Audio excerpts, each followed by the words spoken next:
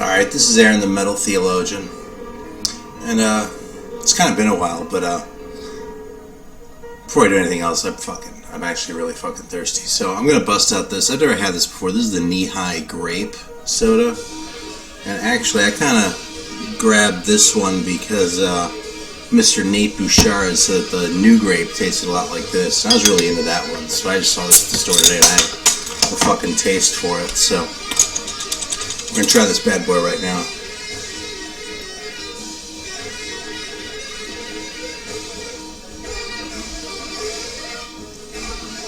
Yeah, it's really grapey, man.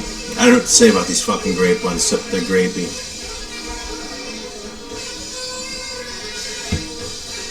Hits the spot, though. Well, it's late and I'm a little tired. Kind of disappeared off the face of the earth a little bit lately, so, I've barely been watching videos and that, and I'm still up to shit. I just, kind of had other shit going on in my life, so, yeah, you know something? Fuck it, we'll just leave it at that. So I'm listening to, actually, you know what was weird about it was the last one I did one, but the second last one I did was a contest drawing, and, like, that guy Lazarus, who made a bunch of great videos, like, before I started, his very last video was a fucking contest drawing, and so it felt weird that, like, I would do that and then disappear like this other guy did, you know, it's sort of like, I don't know, like, for people of my generation, that seems like one of the great, like, VC, like, mysteries, like, what happened to this fucking guy, so some of you probably know. I'm not necessarily asking, it's his business.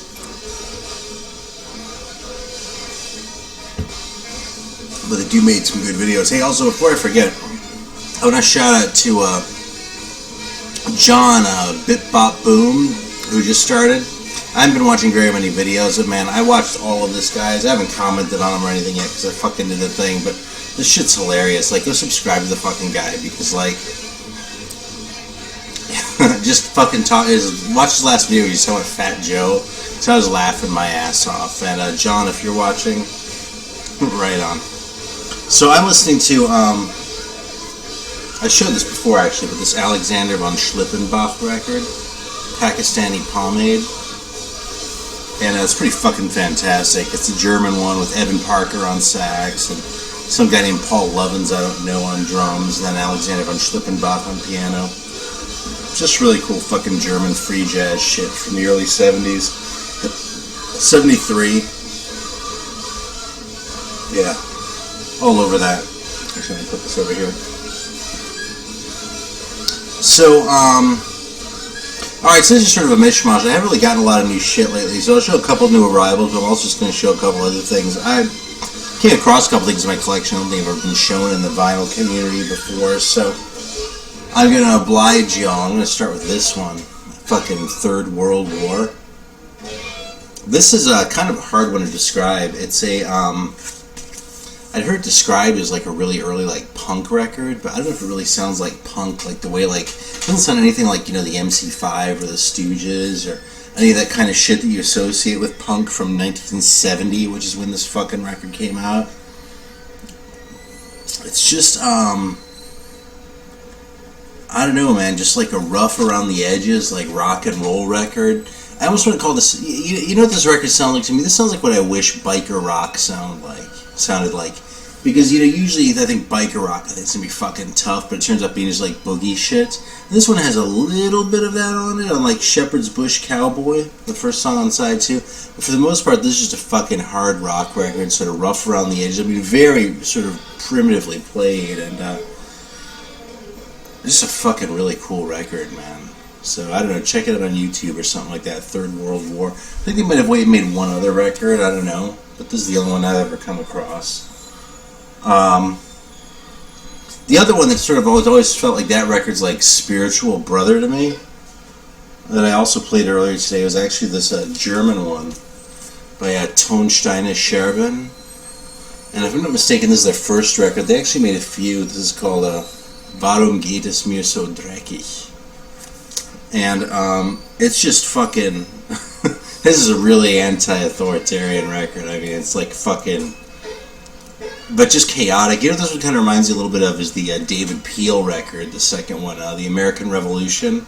but it isn't even, it's not as sort of extroverted as that. It's more like internalized, like sort of that anger. And it doesn't really have that sort of like comic edge that David Peel has either, if you could imagine that. It's like, it's just kind of bitter, man, and just fucking rough, and like, this is probably more like a punk record than that thing, but even so, I mean, for 71, this doesn't sound like a punk sounded like in 71.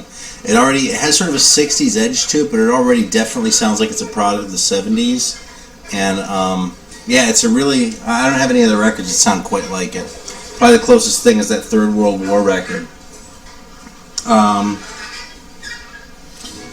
So, let's see, got a couple new arrivals here. Well, this one I really enjoyed a lot.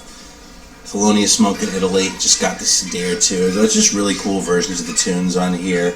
Really well played, the soloing's really cool, and I mean, I just fucking love Felonious Monk. I mean, he had a reputation for doing his shit, like, when the band was cooking, he'd like kind of just sort of stop playing and stand up and kind of dance around the piano a little bit and shit. And you can kind of hear him doing that on this. I mean, I don't know if he was actually doing it, but it just sounds like it, you know, he'll sort of drop out and like the bass player and the drummer are just sort of going for a while, and he's doing his thing. It's just awesome. And I don't know, man, all these Riverside records are fucking great. This one too, a guy who probably most of you know better than me, but I'm still relatively new to Wes Montgomery. I kind of came to guitar jazz late in the first place. Knew when I did start appreciating like Grant Green and some of these guys. It took me a while to get into Wes Montgomery because I kind of associated with some of the poppier shit he kind of did later on before he died on, I think, A&M or something. He had a record like an Ashtray on the cover or something that was really popular. He show up in dollar bins all the time. But this is just straight ahead, man. It's fucking, the guitar and the piano is kind of an unusual front line. He also has Ray Barretto on congas too. And Ron Carter, whose name is misspelled on the front on bass. It's kind of funny. You see that? It's like on there like 50 times, and Carter spelled C-A-R-T-A-R. So I kind of get a little chuckle out of that. But just a really cool fucking record, man. It's got a little more edge than the other one I showed not too long ago. Mostly by virtue of the fact that this is a quintet as opposed to a trio, I think. But, yeah, it's just a cool record, man. This one I got relatively recently too. I might have shown this, but I don't think I did. This is the first Alice Coltrane record I bought, actually. I mean, obviously I have a bunch of John's records, but Universal Consciousness. And the sticker on this one said it was almost like, sort of like a bridge between like free jazz and new age. And I can see where they get off saying that, but it doesn't really do the record justice, because this record's like flowing. It sort of like washes over you in waves, and I think of new age as being like kind of wussy and not really, kind of sort of cowering in the corner from you a little bit, you know, as opposed to like grabbing you. And this record really is it's a bold record in all sorts of ways. So it's a relatively recent reissue on Superior Viaduct from this year, if I'm not mistaken. And yeah, I dig it a lot. I'll probably have to check out more of her stuff.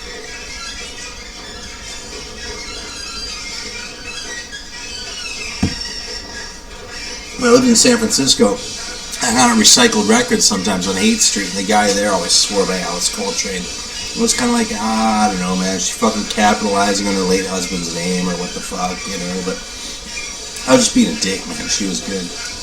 Now, this is a weird record by Fernando Gelbart, not only because it's one of the members of my very, very tiny collection of Argentine jazz records, but, and actually it has a lot of the same guys on it. I showed that Chivo Barraro record not too long ago.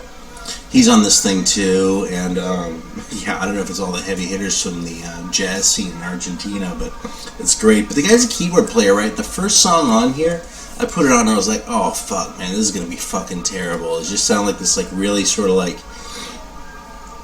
wimpy like bossa jazz shit, and I wasn't really digging it at all. Then I guess the second track, and he's like playing like this fucking like some kind of synth that just sounds weird, and it was like, I was like, holy shit, this is actually really good. And I ended up playing this thing like a few times, and it's not a super heavy record, but just a really unusual sounding record, and it kind of goes back and forth between some shit that's like way off on the wrong track, but then he like just goes way the fuck out there, and I'm like, God damn, man, I don't know. I mean, maybe that's what happens when you're in Argentina and it's the early 70s, and you know, you're not really worried about trying to appeal to the masses, because you're not going to be living off your fucking records anyway. So it's a pretty awesome record, actually. I'm kind of looking to investigate that shit a little bit more. This is a little bit more of an obvious one that I'm finally glad to have my hands on. I actually sent away for this because I had to have it with this cover. But yeah, fucking Innocent Victim by Uriah Heep. And I gotta say, I love this record. For the longest time, I only liked David Byron records. I didn't really do any of this other shit. In fact, I didn't really turn to the John Lawton records until after I turned on to Lucifer's Friend. And I was like, fuck, man, that first Lucifer's Friend is so awesome. How bad could he have been with Uriah Heep? And I was like, oh, man, what a fucking dope I was, because these records are awesome. And they're really not all awesome. I mean, Firefly is very good. And I like Fallen Angel a lot, but this is probably my favorite of the three, man. This is just a fucking heavy record. It's just really good. Keep on riding, flying high, free and easy. It's just all good, man. Free me, free and easy. It's like there's kind of a little bit of a theme going on, you know? But, just good, like, hard rock, and not sort of doing some of the unpleasant shit that you heard on some of the hard rock records from the later half of the 70s, you know? Like, meaning, like, that fucking, I don't know, just that fucking party shit that started creeping into it with, like, Van Halen and shit like that, man. I really don't have a lot of use for that, but, Uriah Heep at least didn't fall into that trap on that record.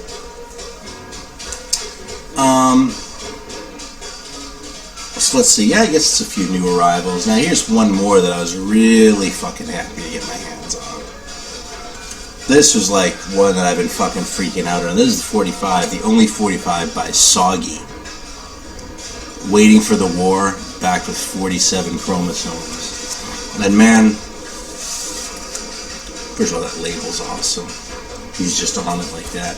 This is like what the MC5 would have sounded like if they had been French and recording in 1980, I think. I don't know, man. When I first heard it, I was expecting it to sound like metal, and it sounded a lot more like punk to me. But it definitely has a metallic edge to it, you know what I mean? It's not punk like the way most of the shit that I would describe as punk sounds like. I mean, I don't listen to much punk, and I can totally fucking hang with Soggy all day long. And I've sort of been debating with myself. Of course, the French bands came up with both of the contenders, but what's the worst band name of all time? Is it Soggy or is it Square? Because I'm on the fucking fence, man. I just don't know. Alright, I guess it's kind of a short video, but I do have one more that I actually promised I was going to show Greeno a long time ago. So this is for Greeno, but y'all are welcome to watch too. And that is, this is the Monsters of Rock pack. And what this is, there were one or two of these things. This is supposed to be the second one. Yeah, HM Pack 2. I've never seen the first one. But this is like a 3-in-1 pack with a couple of extras that came out on Heavy Metal Records. And what's in here is 3 singles. So we've got the Rock Lives On single by Shiva, which has some really corny talk box shit going on. I mean, I actually kind of like it, but it just has this fucking cheap ass card too. Like, this isn't even a real sleeve. Like, it's just like that. You see that? Doesn't even actually. It's all glared out. Fucking. There you go. But some of them came like that. Like, I have a copy of the Satanic Rites 7-inch that just came like that, and that's just how it was. So, but yeah, there it is with the sleeve and the record. Then. Sweeties by the Handsome Beasts, with a typically kind of, you know, suggestive cover. Also with one of these cheap ass covers. It's just like a card. And then the third one actually has a real sleeve, although unfortunately it's not in very good shape. But this is the Soldier 7-inch, which is actually a great record. This is underrated. I mean, Cheryl Lee doesn't sound like it would be a very heavy song, but it is, man. Soldier is really one of the bands that probably deserved more attention than they got out of that whole new wave of British heavy metal thing. So, so that's what's in there. Then it also comes with these other fucking, like, little pictures. So there's like a little card for like the Handsome Beast, like a live shot, and then one for Soldier. Looks like the same lighting gear on all of these. And there's Shiva. Then you have a couple extra pictures from that Handsome Beasts 45 too. You see that? So it's kind of a weird piece. I mean, it's kind of typically like cheap, like heavy metal was, you know, not really the most prestigious label on the planet at the time, I suppose. But it's a cool piece. The records are, you know, range from awesome to totally listenable. You kind of go on Soldier, Shiva, Handsome Beasts, but you know, I've got no beef with the Handsome Beasts. I'm not a huge fan, but you know, for what it is, there's absolutely nothing wrong with them, you know.